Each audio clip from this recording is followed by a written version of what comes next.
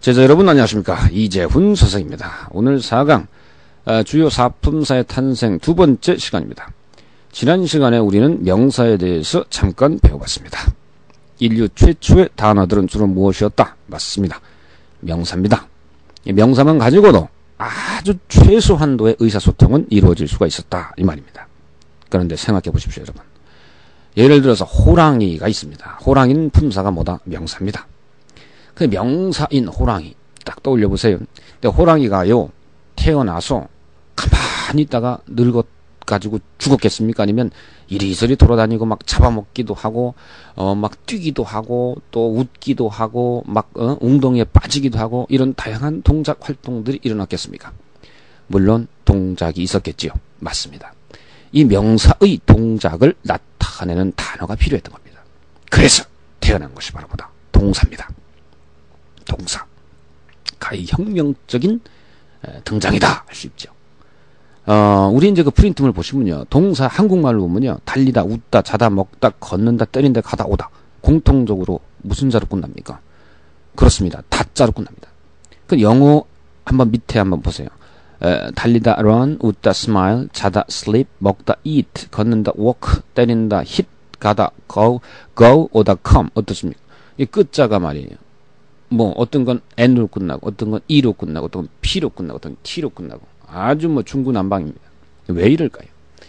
우리나라 말이 좀 깔끔하지요. 깨끗합니다. 그렇죠? 이쯤에서 우리는 이제 우리나라 말과 영어의 차이점에 대해서 한번 또 알아볼 필요가 있습니다. 영어와 한국어에 있어서 한국어와 영어에 있어서 가장 큰 차이점의 하나는 어순입니다. 즉 단어의 순서. 이 문장에서 단어가 배열될 때 그 순서가 다릅니다. 문장 성분의 순서가 다르다. 이렇게 또 얘기할 수도 있지요. 무슨 말이냐면 한국말과 영어가 그 공통점도 있어요. 주어가 맨 앞에 옵니다. 아주 예문 하나 들어봅시다.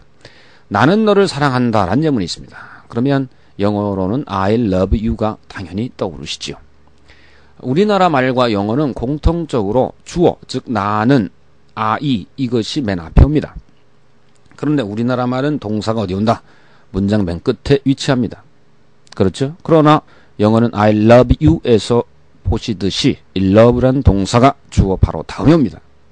그래서 우리나라 말은요 동사의 어미를 통일했습니다. 다자로. 그러니까 배우기가 참 쉽죠. 우리나라 말은 깔끔합니다. 자, 그래서 밑에 한번 중요 표시 보십시오. 예문의 father와 mother는 단어이면서 명사이면서 주어이다. 이렇게 나와요. father, runs가 있습니다. father는 명사죠.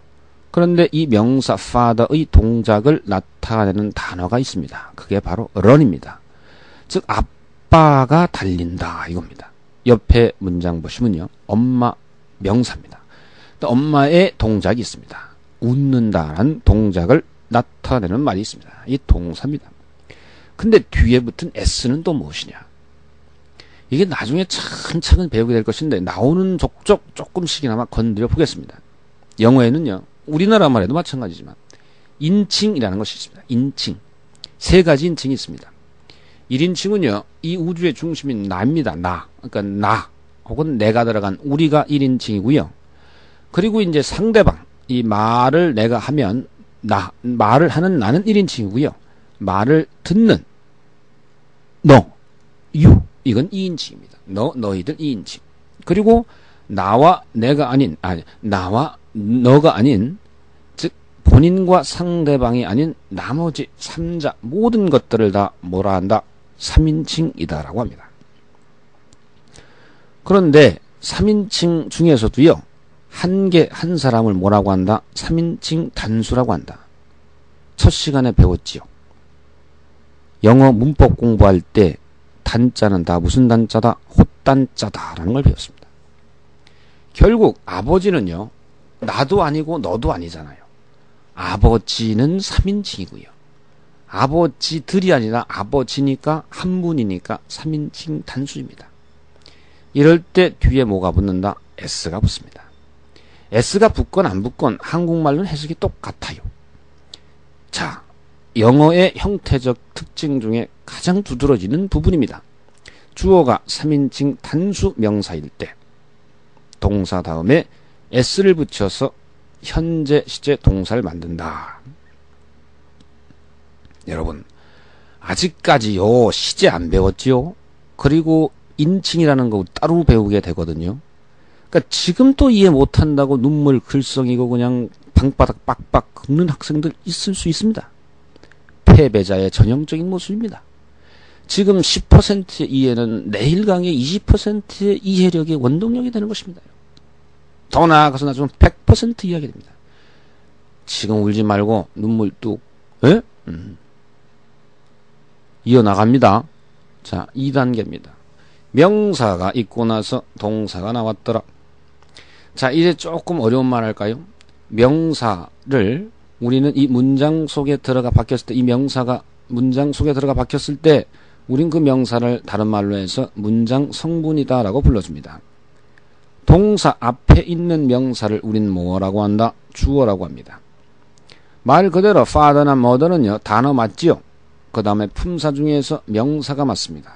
그러면서 문장 성분 중에 무엇이냐 라고 물어보면 여러분들은 가감없이 뭐라고 말씀해 주셔야 됩니까? 그렇습니다. 주어라고 말씀해 주셔야 됩니다. 이 주어 목적어 보어는요 또 따로 챙겨서 배웁니다. 지금 알아들을 수 있을 만큼만 알아들어 주시면 감사하겠습니다. 일단 동사 여기서 제끼고 3단계 들어갑니다. 자, 제 3단계 읽어보시죠. 명사가 최초로 나왔죠. 그 다음에 동사가 나왔는데요. 명사만 또 쓰기에는 밋밋하더라 이 말입니다. 그래서 태어난 것이 형용사입니다. 자, 밑에 보시면은 명사만 주야장천 쓰다 보니 이게 주구장창이라는 것은 틀린 말입니다, 여러분. 주야장천 이렇게 이제 국어에도 신경 쓰는 착한 이재훈 선생님입니다. 이 명사만 계속 쓰다 보니까 영싱겁지요. 그래서 이 명사를 꾸며주는 놈이 필요했던 겁니다. 그래서 태어난 단어들이 바로 형용사란 품사 이름을 가지고 나타납니다. 밑에 보시면 아름다운, 못생긴, 행복한, 바쁜, 친절한, 똑똑한. 눈치 빠른 분들은 아셨을 겁니다. 공통적으로 받침이 무엇으로 끝난다? 니은자로 끝납니다. 근데 밑에 또 더 눈치 빠른 분들은 또 더 눈치 채셨을 겁니다. 아니면 beautiful, ugly, happy, busy, kind, smart. 어떻습니까? 끝자가 완전 중구난방격입니다. 우리나라 말의 아름다움, 정교함, 아주 과학스러움이 또 한 번 진가를 나타내는 부분이다. 아니할 수 없습니다. 어찌됐든 명사를 꾸며주기 위해서 태어난 단어를 우린 뭐라고 이름지었다? 품사로서 맞습니다. 형용사란 이름으로 이름지었던 것입니다. 그래서 밑에 예문 보시면 A man runs. 한 아저씨가 달립니다. 이거 뭐 한 남자가 달린다 해도 되고 뭐 한 사람이 달린다 해도 되고 한 아저씨가 달린다 해도 됩니다. 3인칭 단순히가 뒤에 S가 붙죠. 근데 어떤 학생들 이렇게 물어봅니다. 선생님, 명사 앞에 어가 헷갈려요. 헷갈립니다. 그건요, 영국, 미국 사람들도 관사 헷갈립니다. 설명해 달라고 하면 설명 못 해줍니다. 워낙 이 사람들은 어렸을 때부터 자연스럽게 써왔기 때문에 관사를 쓸 때 아주 자연스럽게 알아서 빼고 알아서 쓰고 하는데 이제 영어, 비영어권 네이티브 스피커가 아닌 사람은 참 힘듭니다. 그래서 선생님이 가장 또 아주 그냥 심혈을 기울여서 가르치는 건 관사입니다. 근데 이제 어렸을 때 선생님도 그런 기억이 있어요. 중학교 1학년 때 맨 처음 들어가서 이 I am a boy가 나오는데요. 중학교 때. 어가 뭡니까? 물어보면 선생님께서 이 새끼 진도 지금 나가 죽은 놈의 새끼 그냥 엉뚱한 2학년 때 배워있지. 이렇게 넘어갑니다. 그러니까 이제 차라리 명사 앞에 어가 다 붙으려면 붙어 있든가 아니면 빠져 있으려면 빠져 있든가 해야 되는데 어떤 건 붙고 어떤 건 안 붙고 또 어떤 명사는 붙을 때 있고 안 붙을 때 있대요. 그래서 잠깐 쉬었다가 2학년 때 가서 물어보면 놈의 새끼 그냥 1학년 때 안 배우고 그냥 진도 바빠 놈의 새끼 그냥 또 이제 하다가 그냥 넘어가는 것이죠. 그래서 이제 관사라는 건요, 이 말씀드렸듯이 이 non-native speakers, native speaker가 아닌 사람들은 이해하기가 힘든데 스님이 이거 가지고 무지하게 특히 초보자 중심용으로 연구를 많이 했습니다. 분명히 합니다.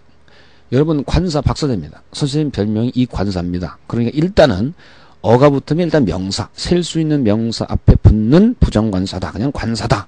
요 정도로만 우리가 일단 알아두고 관사 시간에 가서 공부하는 겁니다. 알겠습니까? 일단은 man이라는 것은 뭐다? 명사다. 그렇죠? 당연히 주어가 되겠죠. 3인칭 단수니까 동사 뒤에 s가 붙었습니다. 한 아저씨가 달린다 이겁니다. 그런데 아저씨도 어떤 아저씨? 잘생긴 아저씨도 있고 못생긴 아저씨도 있을 수 있지요. 그런데 못생긴 아저씨가 달린다 이겁니다.